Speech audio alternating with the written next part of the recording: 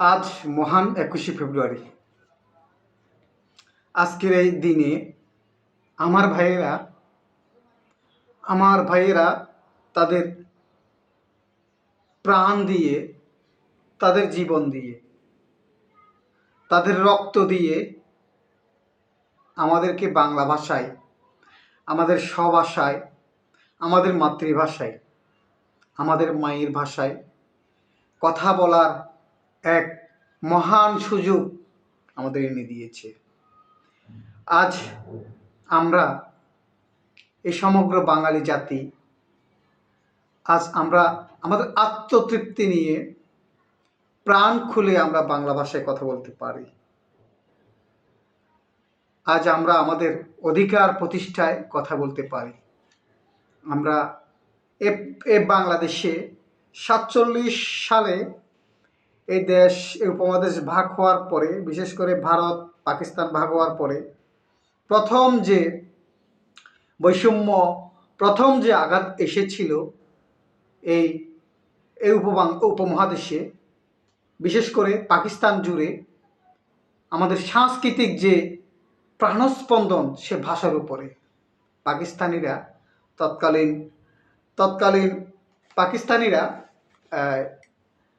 আমাদের মায়ের ভাষা বাংলা ভাষাটা কেড়ে নিতে চেয়েছিল। তারা চেয়েছিল এদেশের ভাষা হবে, এদেশের মানুষের রাষ্ট্রীয় ভাষা উর্দু। কিন্তু হাজার বছর ধরে, অনেক বছর ধরে এদেশের মানুষ বাংলা ভাষায় কথা বলতো। 56 ভাগ মানুষ বাংলা ভাষায় কথা বলতো। যখন এই কথাটা আসে, তার আগে 1948 সালে কুমিল্লার একজন মহান ব্যক্তি, যিনি উর্দুর পাশাপাশি বাংলাকে রাষ্ট্রীয় ভাষা রাখার জন্য তৎকালীন ভাষা সংগ্রাম পরিষদের সে দাবিটা উত্থাপন করেছিল, কিন্তু তার দাবিটি সেখানে রাখা হয়নি। এক পর্যায়ে 52 আসে। 52-এর 21শে ফেব্রুয়ারি হাত ধরে সালাম, আমার ভাই সালাম, রফিক, শফিক, বরকত, তাদের প্রাণের বিনিময়ে আমরা আজ আমাদের গর্বের ভাষা বাংলা ভাষায় কথা বলতে পারছি। এই বাংলা ভাষা, এই ভাষার মধ্য দিয়ে আমাদের এক মহান পথ তৈরি হয়েছে, যার প্রেক্ষাপট তৈরি না হলে এদেশে কখনো স্বাধীনতা আসতো না, আমরা পরাধীন থাকতাম। এই যে মহান মুক্তিযুদ্ধ হয়ে গেল বা মহান মুক্তিযুদ্ধ এসেছে তার ভাষা আন্দোলনের পথ বেয়ে। তাই আজকের এই 21শে ফেব্রুয়ারির মহান দিনে আমি গভীর শ্রদ্ধা জানাই, সম্মান জানাই সকল ভাষা শহীদদের, সকল ভাষা সৈনিকদের, যারা সেদিন রাজপথে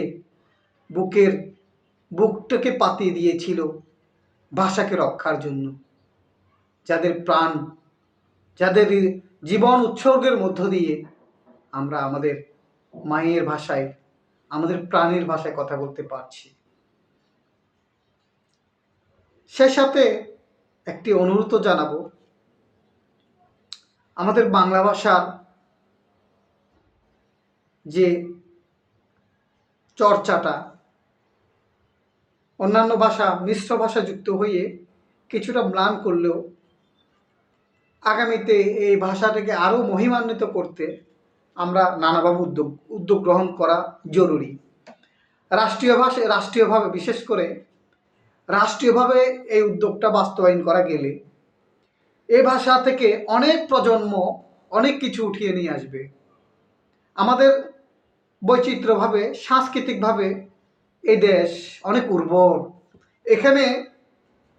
এখানে আমরা আমাদের চিন্তার একটা বীজ যদি বপন করতে পারি, যেটি সারা বিশ্বে আলো ছড়াতে পারে, তার অনেক উদাহরণ আছে। আমাদের বাঙালিদের যে ধরনের মেধা আছে, তার সঠিক প্রয়োগ আমরা যদি করতে পারি, এ দেশ শুধু এ দেশ নয়, বিশ্বের একটা রোল মডেল, বিশ্বের মধ্যে একটা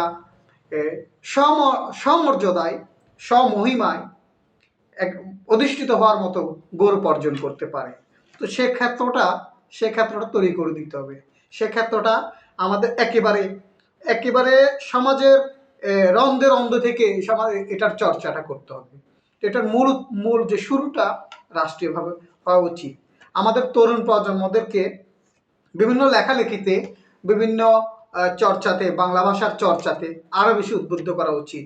তাদের সৃজনশীল চিন্তা, তাদের ভাবনাগুলো যেন তাদের লেখার মাধ্যমে উঠে আসে, তাদের ইতিহাস ঐতিহ্যদের তারা তুলে ধরতে পারে।